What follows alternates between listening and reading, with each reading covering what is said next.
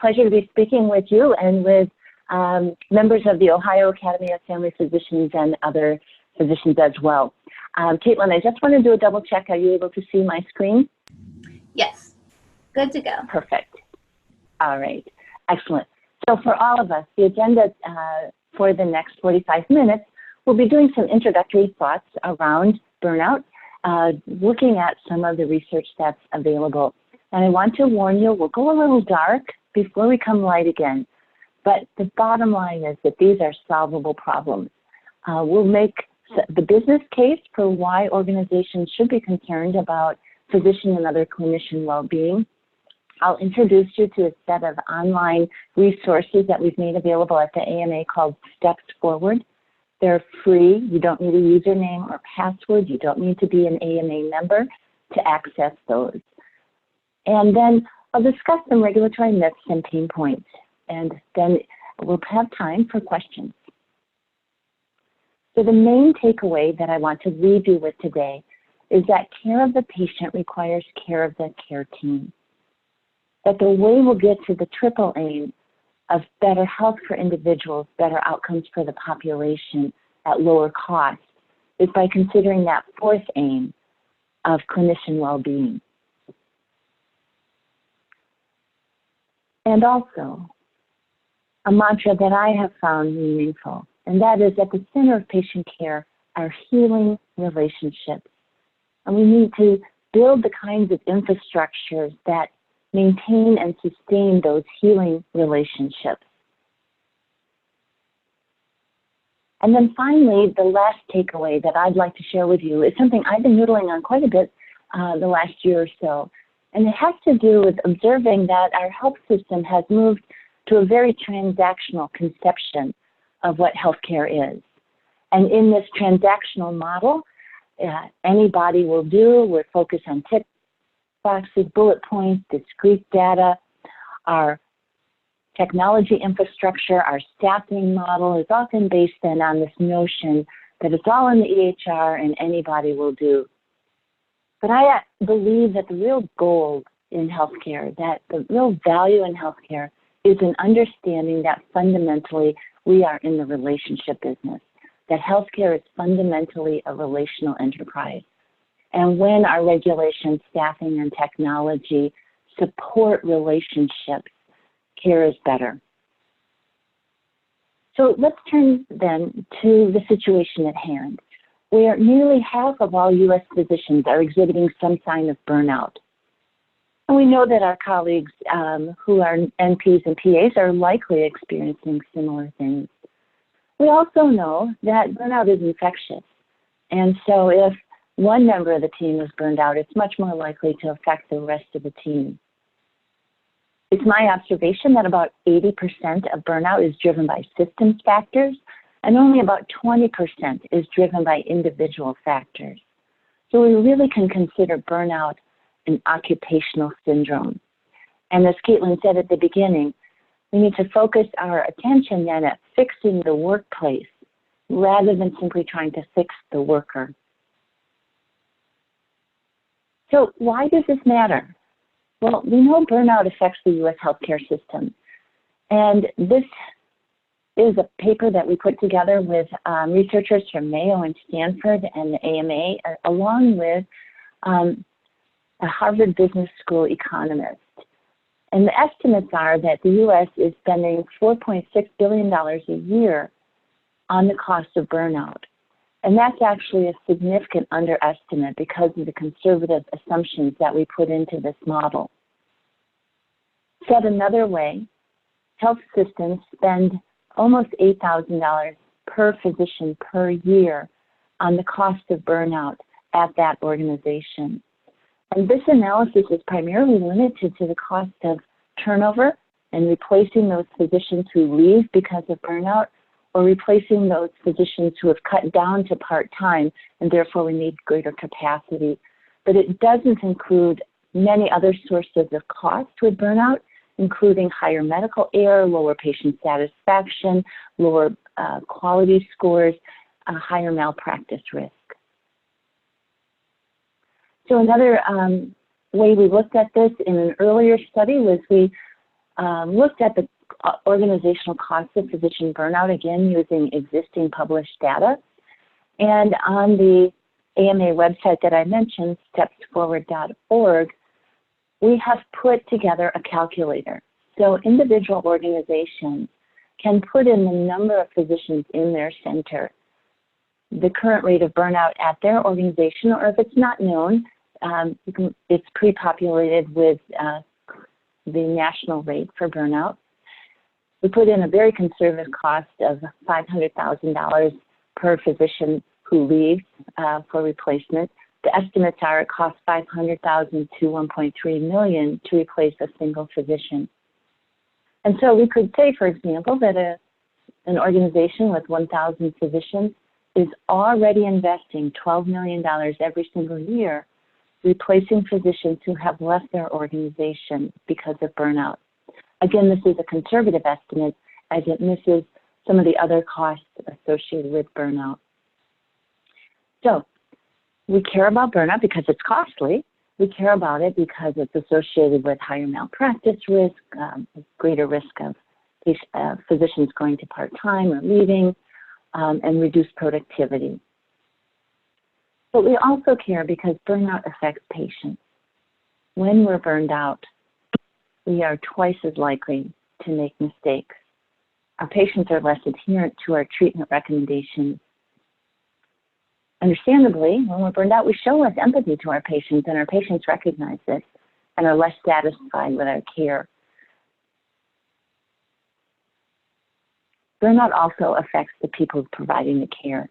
When physicians and others are burned out, we have greater rates of disruptive behavior. We have personal consequences with higher rates of divorce, disease, drug and alcohol abuse, and most tragically, higher rates of death by suicide. And suicide among the physician population is estimated to be 2 to 4 times that of the general population. So if nearly half of U.S. physicians are exhibiting signs of burnout, then the problem has to be rooted in the external environment, rather than simply reflecting weakness on the part of a few susceptible individuals. So what's going on in that external environment? Well, this is a time motion study that we did in 2016 at the AMA in conjunction with researchers at Dartmouth. And we trained medical students to do time motion observations using an iPad-like device. And we sent them out to 57 physicians, 4 different specialties: orthopedics, cardiology, family medicine, internal medicine, 4 states, 7 different EHRs.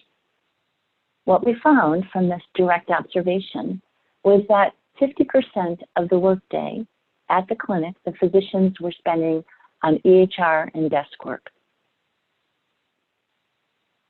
Said another way, for every 1 hour of direct face-to-face time with patients, these physicians spent an additional 2 hours on EHR and desk work.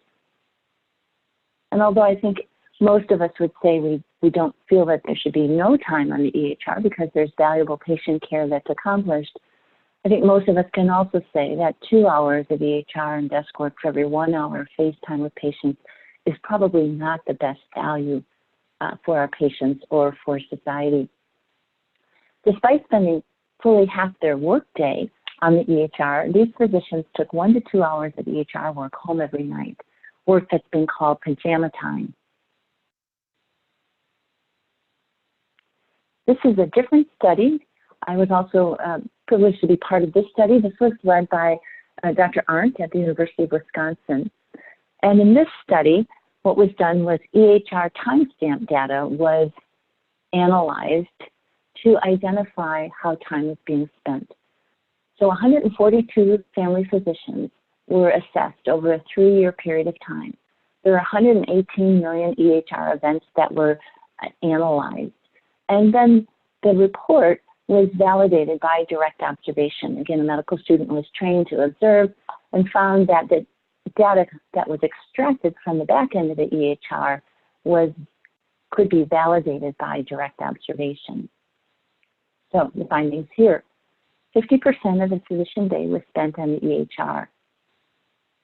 4 of those hours were on tasks that I would posit can be done by the team. CPOE, billing, coding, documentation, refills. In addition, in this study, they looked at how time was spent on the weekdays, which is the blue line, versus the weekends, which is the orange line. And so that's time on the EHR. And I'd like you to focus on the orange line. And you can see that there is a bump in EHR time on Saturday night. And so I've called that date night, and that Saturday nights belong to the EHR. But I would like my physician to do something restorative and relaxing on Saturday night, rather than being tethered to her EHR doing inbox and documentation. Epic has some interesting data. So among their clients, notes have grown double in length between the time of 2009 to 2016. Even more telling, I believe, is that notes among their U.S. clients are 4 times as long as notes among their international clients, suggesting that there is something within our U.S. healthcare system, potentially within our regulation and payment models, that is contributing to the note bloat. That note bloat is expensive for the time it takes us to enter all that information, but it is also expensive in the time it takes us to read through our own notes or another physician's notes to try to find where among that 4-page note is the 1 or 2 sentences that really tell you what was happening with the patient or what the physician was thinking. So that's some background around the current state of affairs around physician well-being and the external environment in which physicians and others are working. What I'd like to do now is pivot to solutions, because as I said at the beginning, these are solvable problems, and we can fix this. So we've got some good guidance from Dr. Mark Windsor, who is currently at Hennepin Health Center in Minneapolis, and he published work in 2015 showing that improvements in workflow had an odds ratio of 6 of improving joy in practice, and improvements in leadership had an odds ratio of 4 of improving joy in practice. So these were the 2 most powerful categories of intervention to improve the workflow, to improve the work satisfaction of the physician. So let's go in a little deeper. So in terms of workflow, it's my estimate that most physicians in most specialties and in most practices, but certainly particularly in family medicine and general internal medicine, can save 3 or more hours a day by re-engineering the way the work is done to eliminate waste and redundancy, and then by more strategically delegating work among the team. So I've listed here a handful of practice re-engineering concepts. You will find these and many more in the Steps Forward library, if you will, that's online. But by doing the labs ahead of the visit, we can save a half an hour. By doing prescriptions in a standardized, thoughtful way once a year for most chronic illnesses, save a half an hour. And the most powerful one is by doing team documentation, that is sharing the documentation among the team. And by adding all of those up, we can save over 3 hours a day. So let's go into a couple of those. So the first one is to flip the clinic. The idea here is to do the lab ahead of the clinic rather than after.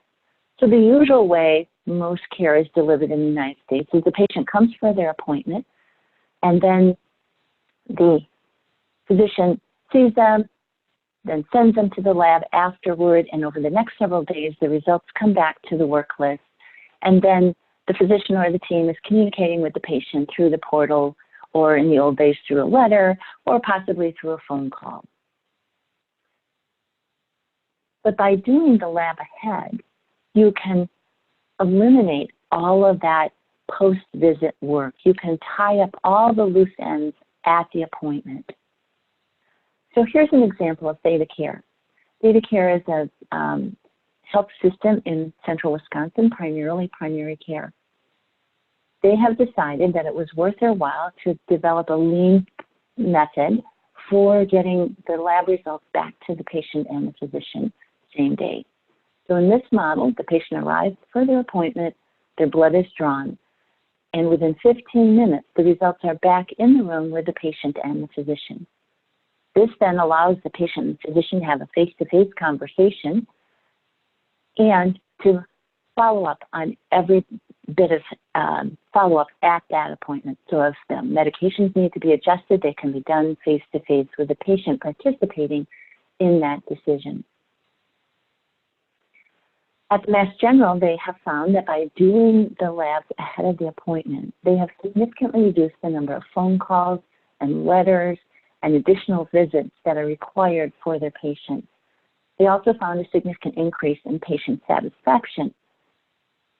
That's not surprising. When patients can be part of the discussion of their lab results, you're going to be more satisfied. But what they found that might not be intuitive is that they were able to save $26 of overhead costs per visit. But then when you think about all those calls that come in or all those messages through the portal, how was my lab result? What did you learn? Oh, you started me on metformin. I don't want to take metformin because metformin gave me diarrhea the last time. And all those back and forth that take up a lot of time as the message comes into the call center, gets sent to the medical assistant who passes it on to the doctor who has to look up and refamiliarize themselves with that patient and then get back to the patient. It's a lot of touches, and each one of those touches is costly. So in my own practice, our mantra is the next appointment starts today. At the conclusion of every visit, the patient is scheduled for their next visit or visits, perhaps return in 6 months with FBS A1C, return in a year with mammogram, diabetic panel. And all of those are set up before they leave. We then give them reminder phone calls and text messages, and we have that automatically scheduled at the time they leave today's appointment. So we've already started about it. We believe that if the first time we think about the patient is when they show up that day, we are behind. So another way to re-engineer the practice for efficiency and therefore for more time for patients, more time for our families, and therefore more satisfaction, is to do annual prescription renewals. And the concept here is to give the patient 90 days plus 4 refills for all their stable chronic medications, and to do this at a single dedicated appointment once a year. Now, you still see the patient as their conditions require throughout the year for chronic illness management and as acute symptoms develop, but you haven't loaded up all the work throughout the year of redundantly and unnecessarily repeating those prescription renewal processes throughout the year. We estimate that this saves about 30 minutes of physician time and about 60 minutes of nursing time per physician per year. One of the constants that I've seen in traveling the country and shadowing physicians and visiting practices is that it's very common for a group of 6 to 8 physicians to hire one nurse whose primary responsibility, when you dig into it, is to do prescription renewals. And that's a lot of nursing resource that we can redeploy to higher value work and to more rewarding work for that nurse. So let's turn to team documentation. The intervention that I believe is one of the most powerful interventions we can do to bring the patient and the physician back to face-to-face time. So this is Dr. Kevin Hopkins. He is a family physician at the Cleveland Clinic. And Kevin told me that within 3 years of starting his practice, he was starting to burn out. And he knew he would have to do something different if he was going to stay in practice. So he made a business plan and a proposal to the Cleveland Clinic to go from 1 MA per physician to 2 MAs per physician, and to have that MA stay in the room with him and help with the data entry while he gave his undivided attention to the patient. Dr. Hopkins identified that he would need to see 2 more patients a day to cover the cost of that second MA. After a year, he had found that his patient visits had increased not by 2 per day, but by an average of 7 visits per day. His revenue had increased by 30%, and he had proven the business model for this. He also found that his joy in practice had improved, that he was ready to stay in medicine. At the Cleveland Clinic, they've subsequently done research and found that among all the physicians who have adopted this model, they have significantly more face-to-face time with their patients than physicians in a more traditional model. They've also looked at the quality of the documentation and identified that it is as good or better than when it is done solely by the physician. Here's another family physician. This is Dr. Jim Jersak. Both Dr. Hopkins and Dr. Jersak, I believe, are pioneers and leaders in saving primary care. So Dr. Jersak is a senior physician, somewhat coming close toward the end of his career. His wife is an accountant. He used to ask her, "Dear, when is it possible for me to retire?" And she would say, "Not for several more years." Now that he's in this model, he tells me that he's telling her, "I'm not ready to retire for several more years." So in his model, it's a similar idea. They have either an MA or an LPN who is his partner. He has 2 of such workers, and they are called CTCs, Care Team Coordinators. So here you can see Dr. Jersak giving his undivided attention to a patient, while the Care Team Coordinator is doing the important work of data entry. At Bellin Health, after a single year, they found that they had significant improvement in several of their key performance measures. Also, patients were more satisfied, more likely to recommend the practice. They're in the NextGen ACO demonstration project, and they found that they've saved $27 per member per month for their patients who are in this model. And overall, they've increased the amount of payment to Bellin by $724 a year based on closing more care gaps, more immunizations, more screening, colonoscopies and mammograms, for example. Bellin has been at this, I'm guessing, about 5 years now, and they have spread this to almost all of their physicians. They have about 150 physicians, and they have spread it to all of their 100 or so family physicians, and are now spreading it to their secondary care physicians. This is UCLA, where Dr. David Rubin, a geriatrician, has implemented a similar model among a group of UCLA internists and geriatricians. What they found and published in JAMA Internal Medicine was that they saved 3 hours of physician time per day. In addition, patients were more satisfied with the amount of time that they had with their physician. This is Dr. Mary Parsons, a general internist at the University of Utah. They too found that their quality metrics improved, their satisfaction measures improved, and their productivity increased. But I think most telling is that their staff costs per RVU generated dropped. That is, their overhead dropped. They invested in more overhead, but their overhead cost per patient went down.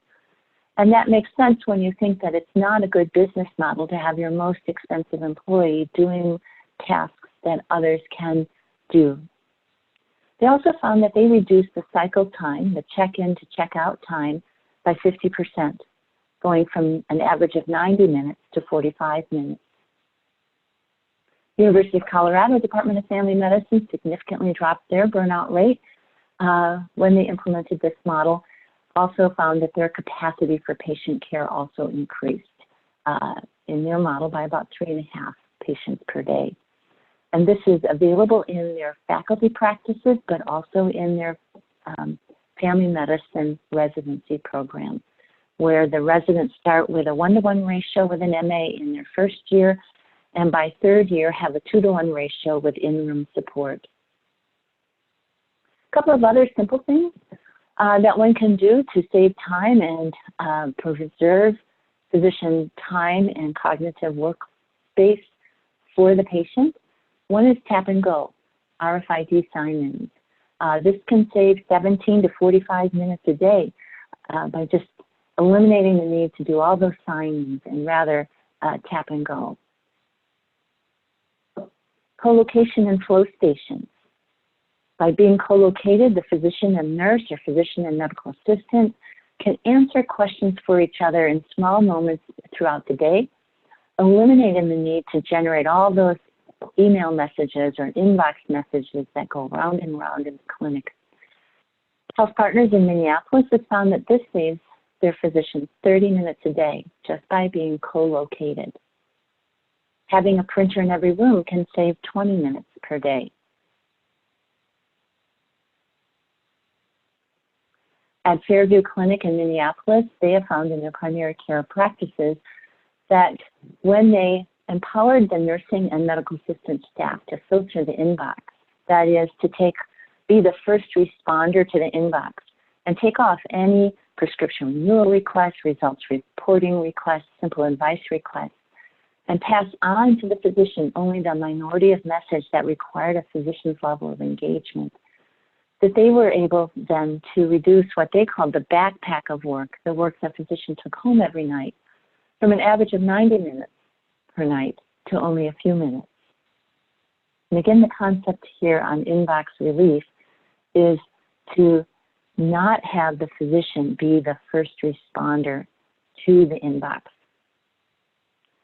So when we started, we talked about workflow improvements, having an odds ratio of 6 of reducing burnout and improving satisfaction. And leadership has an odds ratio of 4 of improving satisfaction. This is an article from the Mayo Clinic that identified that the leadership score of one's immediate physician supervisor at their organization accounted for 11% in the variation of burnout among their physicians and nearly half the variation in satisfaction among their physicians. Said more specifically, on a 60-point scale, for every 1 point increase in the leadership qualities, burnout dropped by 3.3% and satisfaction increased by 9%. So here is that questionnaire that physicians were asked about their leader, and that's available online at within the Mayo Clinic article that I cited. But if you look at this, you can see that this is looking at leader behaviors. Does the leader care about me? Does the leader hold career development conversations with me? Does the leader inspire and empower me to do my best in my job? Is the leader interested in my opinion? Does the leader treat me with respect and dignity? Recognize me for a job well done? So those kinds of leadership qualities are tangible and they are teachable.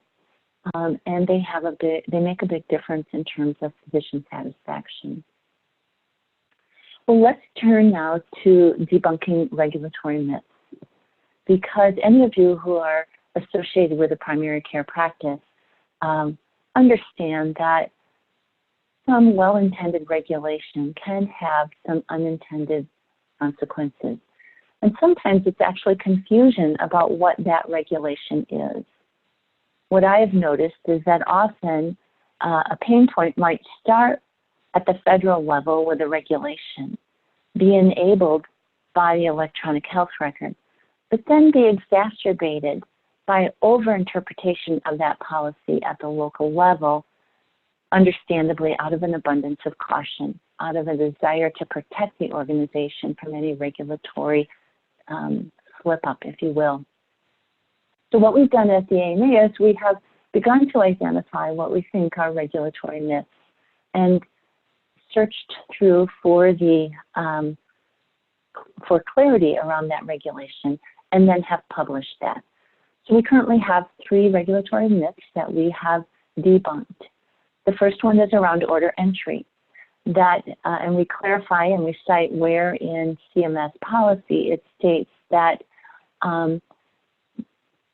meaningful use or its replacement now in the Medicare EHR incentive program does not require that it be the physician's fingers on the keyboard that enters an order, that a nurse or certified medical assistant or non-credentialed staff can in fact enter the orders as requested by the physician.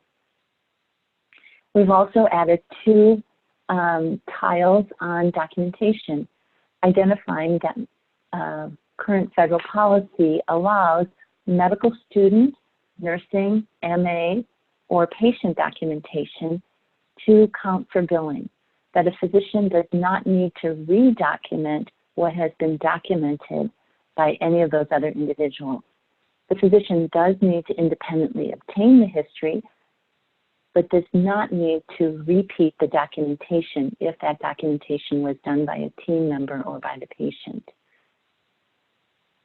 And if you click on any of those tiles at the website, then it flips to further discussion and then includes links to the CMS regulations. So I'd like to also turn to a couple of bright spots that we found. One is a process called Getting Rid of Stupid Stuff. It's a program that a number of organizations have implemented, inspired by the work of Melinda Ashton, a leader at a Hawaiian healthcare system. And she published this last year in the New England Journal of Medicine. And if you haven't read it, I strongly encourage you to look it up and find it. But what they did was they asked nurses and physicians and others to nominate activities, particularly activities within the electronic health record that they felt were unnecessary, were wasteful. And they were able to eliminate a tremendous amount of waste through this. As an example, one of the things they found was that nurses had asked, why are we filling out a form about the cord care for adolescents?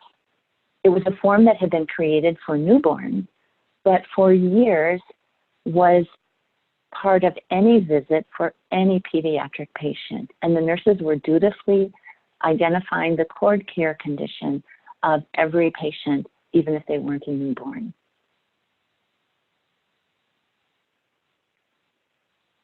There are many such activities that could be candidates for being gotten rid of, if you will, in the Getting Rid of Stupid Stuff kind of initiative.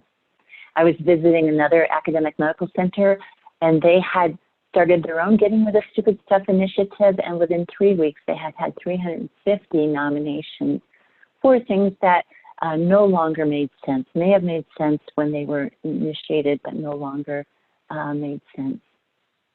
So we're an organization, large or small, and we want to address this issue of improving patient care by improving the work life of the physician to create a more manageable cockpit for our clinicians. Where do we start? Well, I would say the first thing to do is measure and find out what is going on in terms of burnout and satisfaction.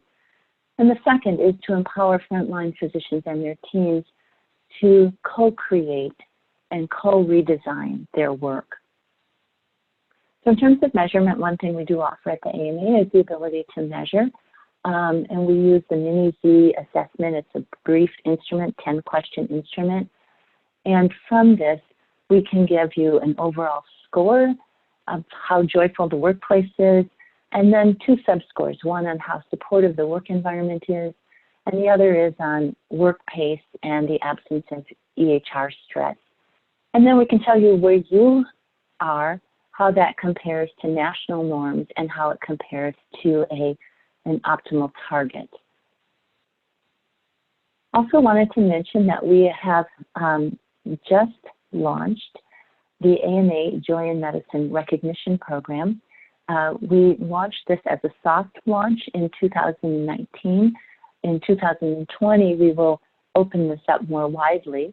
In 2019, we invited 35 health systems to apply for this kind of recognition. And to give you an idea of it, we have 3 levels of achievement that an organization can strive for: bronze, silver, and gold, and 6 different domains showing a commitment to well-being, doing an assessment like the Mini-Z or other validated tool, having done some assessment and training of leadership, having initiated a activities and programs to improve the efficiency of the practice environment. Measuring teamwork and doing things that enhance the strength of that teamwork, and providing some kind of peer-to-peer support. So let's turn to Steps Forward, which is that online set of resources. We specifically designed these toolkits to be one-stop resources, to be practical and actionable.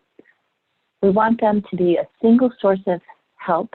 So if you want to initiate pre-visit planning or a team huddle or team documentation, that this will have as much practical information as you would need to get started.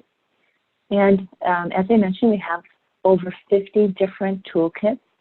They are in several categories. Some are on workflow and process. Those would be the ones we would consider our core modules. Some are in technology, others on the process of leading change itself. We do have one that's meant for leaders of a practice called Creating the Organizational Foundation for Joy in Medicine. We have that calculator that I mentioned. We also have one on addressing social determinants of health. Again, if you've decided that's something you want to be stronger at as a clinic or organization, we've got a step-by-step approach that you can use to guide you. We have one on pre-visit planning.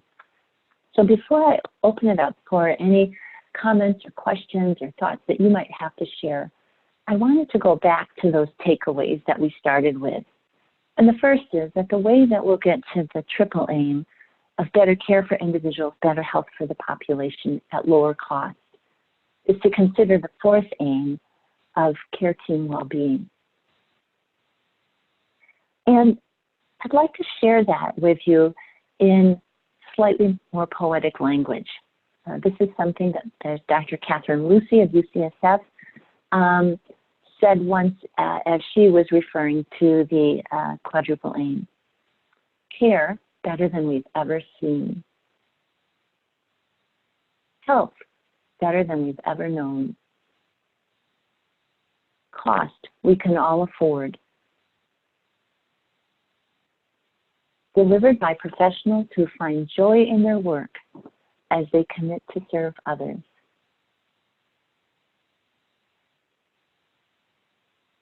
And I can tell you that's a mission that I can sign up for. So thanks for your attention.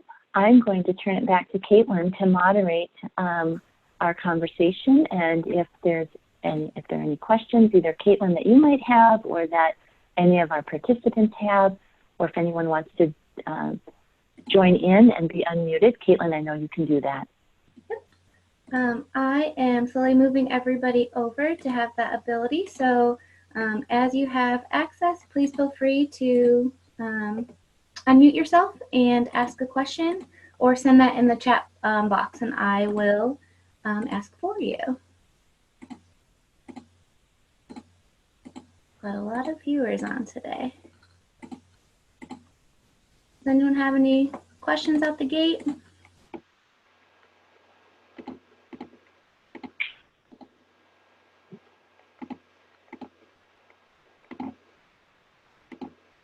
Sometimes people will wonder, how can you possibly afford to hire more staff? That it's hard to make ends meet in primary care as it is. So how can you possibly afford staff? And so I'll just answer that question by saying, I turn that around and say, how can you possibly afford not to? I believe that in no other industry would it be considered a good business model to have your highest trained person spending the majority of their day doing work that didn't require their training. And yet I think we can posit that for many family physicians and internists, we are indeed spending close to or more than half of our day doing tasks that did not require a medical school education. And some of those we can eliminate by not doing redundant work, and some of it I think we need to work on regulation, and some of it we can eliminate by stronger teamwork. Awesome. Any questions out there? We got a lot of great info. Can you hear me? Yep. Okay. When you turned that on, it was weird to see my picture, so had to come.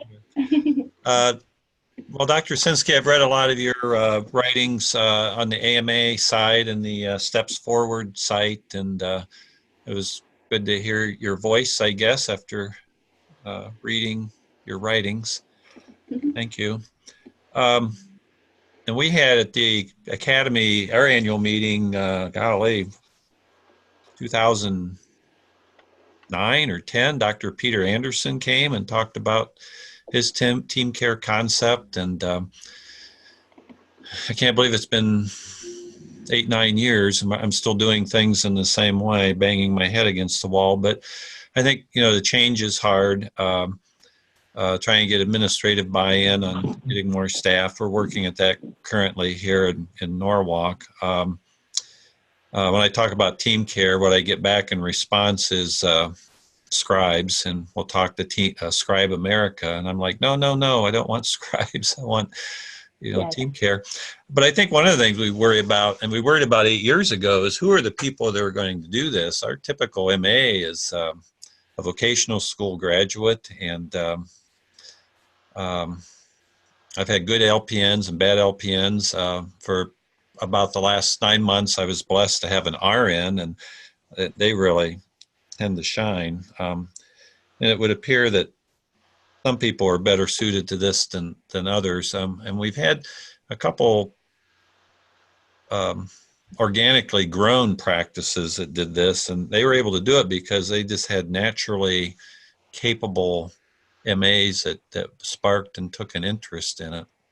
So that's been, I think, one difficulty we've had here locally is just who's going to do it and the change management. And then the second big one is our EMR. We went to a new EMR, and it's Cerner. And what the nursing staff sees are different screens than what the doctors see. And we're having a little trouble figuring out how we're going to have somebody else document on our side unless we actually, sign into the computer and hand it over to them so that, their fingers become our fingers. What are the ups and downs about that? Yep. Well, Jeff, you've asked really important questions. And the first is the workforce, and the second is the technology. And I believe we have a model that delivers better care for patients, provides better access, keeps the physician workforce engaged. But what we need is, then we need the companion clinical assistant workforce. Some areas of the country are blessed with associate degree RN programs. I would say that in Dubuque, Iowa, where I practice, we were fortunate to have a very large workforce of associate degree RNs. It's a 2-year training program. So it's a good training program, and we then were able to partner with RN for this. In other areas, it's LPNs. Other areas, it's the super MA, those exceptional MAs that can be elevated into this role.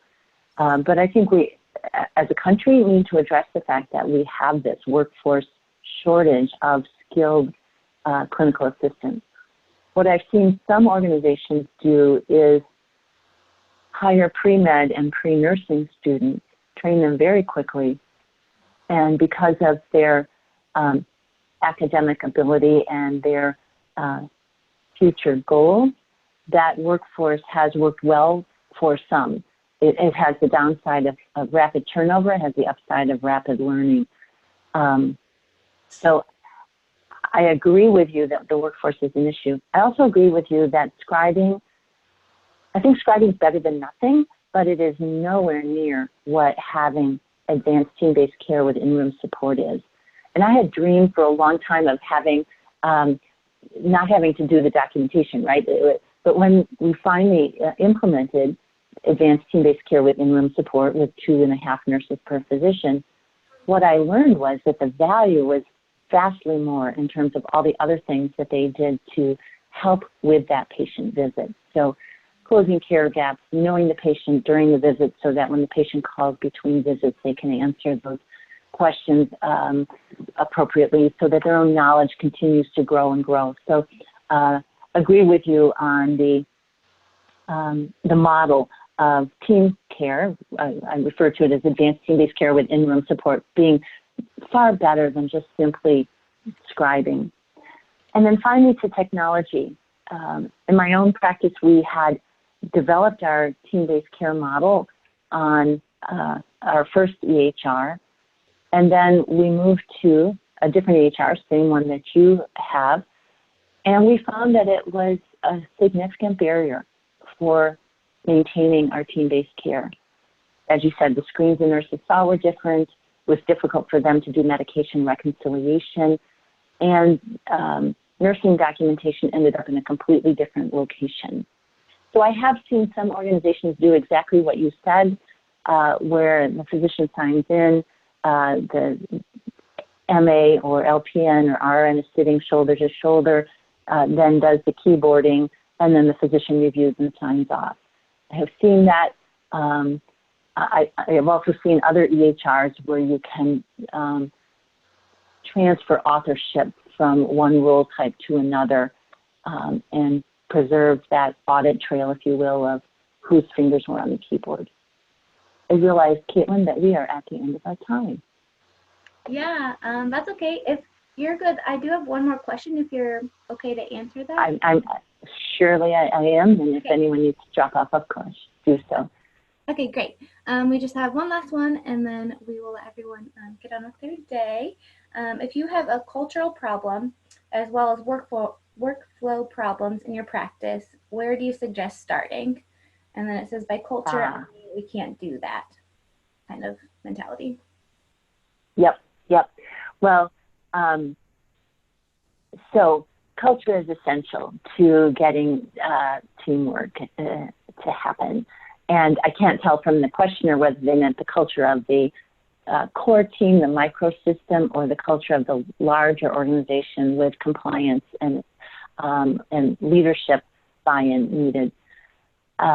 Changing culture at the leadership level, I think, involves developing shared accountability so that the chief nursing officer and the chief compliance officer and the chief financial officer have skin in the game around the ability of the physicians to practice, to be productive, and to have lack of burnout. So I think it's very powerful when all the executive leadership team has part of their bonus dependent on the burnout scores and productivity capacity of the physicians that they lead. So that's one way that a leader could start to nudge culture at the larger system. And at the microsystem level, it takes time for trust to develop. And one of the most important things we did in my own practice was to have every 2-week team meetings.